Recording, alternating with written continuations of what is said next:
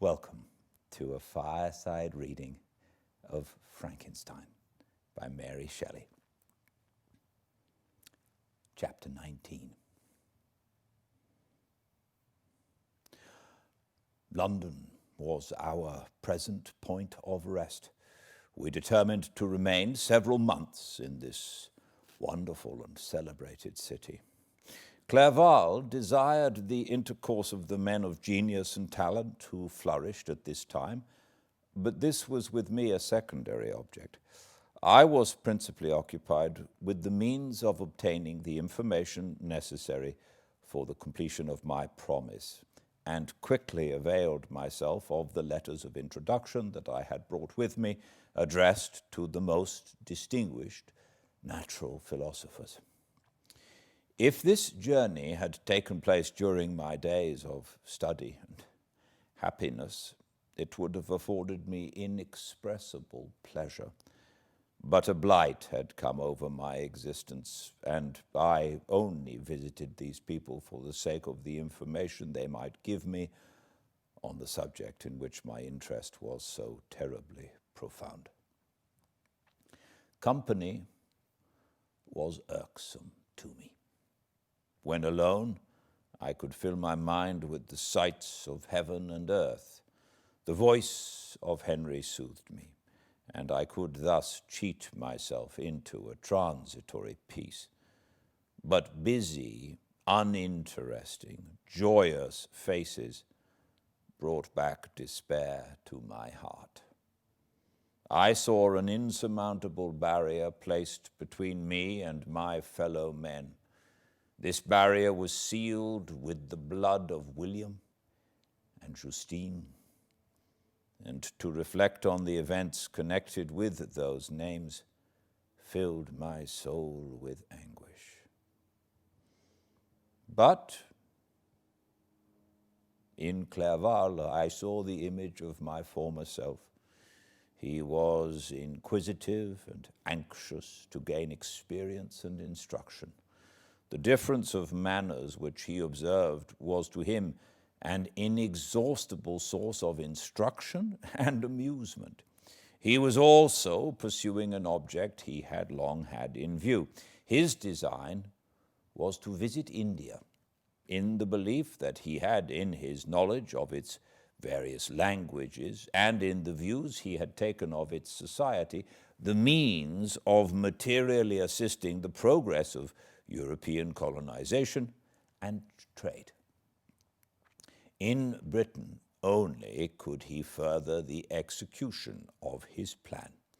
He was forever busy, and the only check to his enjoyments was my sorrowful and dejected mind. I tried to conceal this as much as possible, that I might not debar him from the pleasures natural to one who was entering on a new scene of life, undisturbed by any care or bitter recollection. I often refused to accompany him, alleging another engagement that I might remain alone. I now also began to collect the materials necessary for my new creation, and this was to me like the torture of single drops of water continually falling on the head. Every thought that was devoted to it was an extreme anguish, and every word that I spoke in allusion to it caused my lips to quiver and my heart to palpitate. After passing some months in London, we received a letter from a person in Scotland who had formerly been our visitor at Geneva. He mentioned the beauties of his native country and asked us if those were not sufficient allurements to induce us to prolong our journey as far north as Perth, where he resided. Clerval eagerly desired to accept this invitation, and I, although I abhorred society, wished to view again mountains and streams and all the wondrous works with which nature adorns her chosen dwelling places. We had arrived in England at the beginning of October, and it was now February. We accordingly determined to commence our journey towards the north at the expiration of another month. In this expedition, we did not intend to follow the great road to Edinburgh, but to visit Windsor, Oxford, Matlock, and the Cumberland Lakes, resolving to arrive at the completion of this tour about the end of July. I packed up my chemical instruments and the materials I had collected, resolved to finish my labors in some obscure nook in the northern highlands of Scotland. We quitted London on the 27th of March and remained a few days at Windsor, rambling in its beautiful forest. This was a new scene to us mountaineers, the majestic oaks, the quantity of game, and the herds of stately deer were all novelties to us. From thence we proceeded to Oxford. As we entered this city, our minds were filled with the remembrance of the events that had been transacted there more than a century and a half before. It was here that Charles I had collected his forces. This city had remained faithful to him after the whole nation had forsaken his cause to join the standard of Parliament and liberty. The memory of that unfortunate king and his companions, the amiable Falkland, the insolent Goring, his queen and son, gave a peculiar interest to every part of the city which they might be supposed to have inhabited. The spirit of elder days found a dwelling here, and we delighted to trace its footsteps. If these feelings had not found an imaginary gratification, the appearance of the city had yet in itself sufficient beauty to obtain our admiration.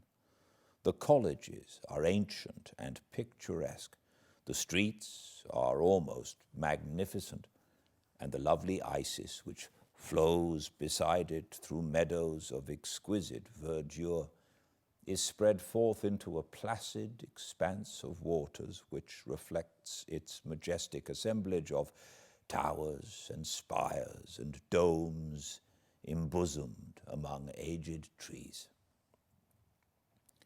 I enjoyed this scene.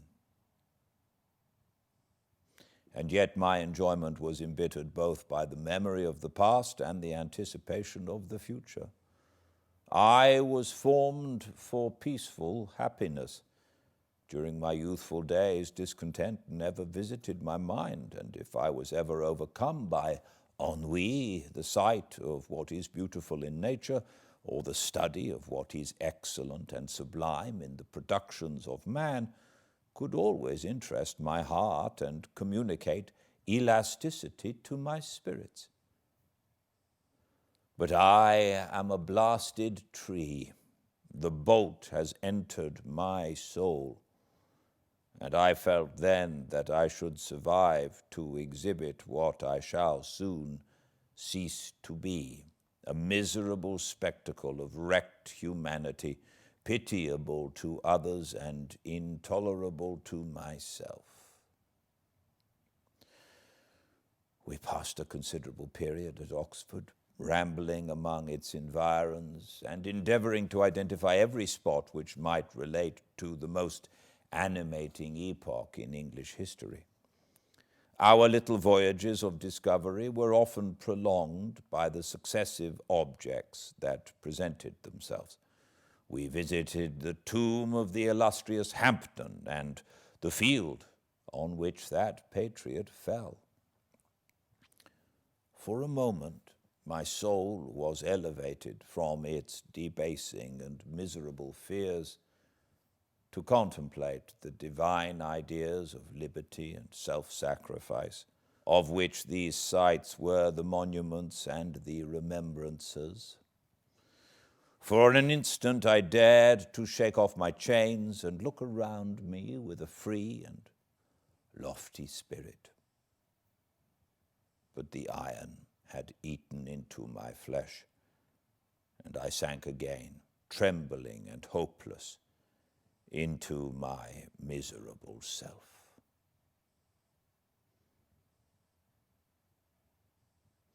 We left Oxford with regret and proceeded to Matlock, which was our next place of rest. The country in the neighborhood of this village resembled to a greater degree the scenery of Switzerland, but everything is on a lower scale, and the green hills want the crown of distant white Alps which always attend on the piney mountains of my native country. We visited the wondrous cave and the little cabinets of natural history, where the curiosities are disposed in the same manner as in the collections at Servox and Chamonix. The latter name made me tremble when pronounced by Henry, and I hastened to quit Matlock, with which that terrible scene was thus associated. From Derby, still journeying northwards, we passed 2 months in Cumberland and Westmoreland. I could now almost fancy myself among the Swiss mountains. The little patches of snow which yet lingered on the northern sides of the mountains, the lakes and the dashing of the rocky streams were all familiar and dear sights to me. Here also we made some acquaintances who almost contrived to cheat me into happiness. The delight of Clerval was proportionably greater than mine. His mind expanded in the company of men of talent, and he found in his own nature greater capacities and resources than he could have imagined himself to have possessed while he associated with his inferiors. "I could pass my life here," said he to me, "and among these mountains I should scarcely regret Switzerland and the Rhine." But he found that a traveler's life is one that includes much pain amidst its enjoyments. His feelings are forever on the stretch, and when he begins to sink into repose, he finds himself obliged to quit that on which he rests in pleasure for something new, which again engages his attention and which also he forsakes for other novelties. We had scarcely visited the various lakes of Cumberland and Westmoreland and conceived an affection for some of the inhabitants when the period of our appointment with our Scotch friend approached, and we left them to travel on. For my own part, I was not sorry. I had now neglected my promise for some time, and I feared the effects of the demon's disappointment. He might remain in Switzerland and wreak his vengeance on my relatives. This idea pursued me and tormented me at every moment from which I might otherwise have snatched repose and peace. I waited for my letters with feverish impatience. If they were delayed, I was miserable and overcome by 1,000 fears, and when they arrived and I saw the superscription of Elizabeth or my father, I hardly dared to read and ascertain my fate. Sometimes I thought that the fiend followed me and might expedite my remissness by murdering my companion. When these thoughts possessed me, I would not quit Henry for a moment, but followed him as his shadow, to protect him from the fancied rage of his destroyer. I felt as if I had committed some great crime, the consciousness of which haunted me. I was guiltless, but I had indeed drawn down a horrible curse upon my head, as mortal as that of crime. I visited Edinburgh with languid eyes and mind, and yet that city might have interested the most unfortunate being. Clerval did not like it so well as Oxford, for the antiquity of the latter city was more pleasing to him, but the beauty and regularity of the new town of Edinburgh, its romantic castle and its environs, the most delightful in the world, Arthur's Seat, St. Bernard's Well, and the Pentland Hills, compensated him for the change and filled him with cheerfulness and admiration. But I was impatient to arrive at the termination of my journey. We left Edinburgh in a week, passing through Cooper, St. Andrews, and along the banks of the Tay to Perth, where our friend expected us. But I was in no mood to laugh and talk with strangers, or enter into their feelings or plans with the good humor expected of a guest. Accordingly, I told Clerval that I wished to make the tour of Scotland alone. "Do you," said I, "enjoy yourself, and let this be our rendezvous. I may be absent a month or two, but do not interfere with my motions, I entreat you. Leave me to peace and solitude for a short time, and when I return, I hope it will be with a lighter heart, more congenial to your own temper." Henry wished to dissuade me, but seeing me bent on this plan, ceased to remonstrate. He entreated me to write often. "I had rather be with you," he said, "in your solitary rambles than with these Scotch people, whom I do not know. Hasten then, my dear friend, to return, that I may again feel myself somewhat at home, which I cannot do in your absence." Having parted from my friend, I determined to visit some remote spot of Scotland and finish my work in solitude. I did not doubt but that the monster followed me and would discover himself to me when I should have finished, that he might receive his companion. With this resolution, I traversed the northern highlands and fixed on one of the remotest of the Orkneys as the scene of my labors. It was a place fitted for such a work, being hardly more than a rock whose high sides were continually beaten upon the waves. The soil was barren, scarcely affording pasture for a few miserable cows, and oatmeal for its inhabitants, which consisted of 5 persons, whose gaunt and scraggy limbs gave tokens of their miserable fare. Vegetables and bread, when they indulged in such luxuries, and even fresh water was to be procured from the mainland, which was about 5 miles distant. On the whole island there were but 3 miserable huts, and one of these was vacant when I arrived. This I hired. It contained but 2 rooms, and these exhibited all the squalidness of the most miserable penury. The thatch had fallen in, the walls were unplastered, and the door was off its hinges.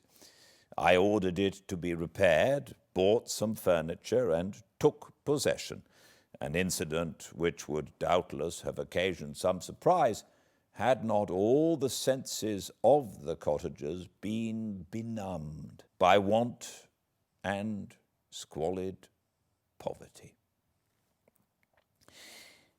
As it was, I lived ungazed at and unmolested, hardly thanked for the pittance of food and clothes which I gave, so much does suffering blunt even the coarsest sensations of men. In this retreat, I devoted the morning to labor, but in the evening, when the weather permitted, I walked on the stony beach of the sea to listen to the waves as they roared and dashed at my feet. It was a monotonous yet ever-changing scene. I thought of Switzerland. It was far different from this desolate and appalling landscape. Its hills are covered with vines, and its cottages are scattered thickly in the plains. Its fair lakes reflect a blue and gentle sky, and when troubled by the winds, their tumult is but as the play of a lively infant when compared to the roarings of the giant ocean. In this manner I distributed my occupations when I first arrived, but as I proceeded in my labor, it became every day more horrible and irksome to me. Sometimes I could not prevail on myself to enter my laboratory for several days, and at other times I toiled day and night in order to complete my work. It was indeed a filthy process in which I was engaged. During my first experiment, a kind of enthusiastic frenzy had blinded me to the horror of my employment. My mind was intently fixed on the consummation of my labor, and my eyes were shut to the horror of my proceedings. But now I went to it in cold blood, and my heart often sickened at the work of my hands. Thus situated, employed in the most detestable occupation, immersed in a solitude where nothing could for an instant call my attention from the actual scene in which I was engaged, my spirits became unequal. I grew restless and nervous. Every moment I feared to meet my persecutor. Sometimes I sat with my eyes fixed on the ground, fearing to raise them lest they should encounter the object which I so much dreaded to behold. I feared to wander from the sight of my fellow creatures, lest, when alone, he should come to claim his companion. In the meantime, I worked on, and my labor was already considerably advanced. I looked towards its completion with a tremulous and eager hope which I dared not trust myself to question, but which was intermixed with obscure forebodings of evil that made my heart sicken in my bosom.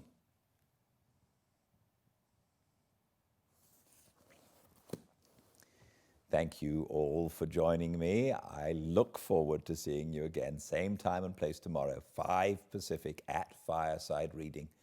All chapters can be found on the Fireside Reading channel on YouTube. And if you can, please subscribe and like if you like, and add a comment. I love receiving those, and I am grateful for them.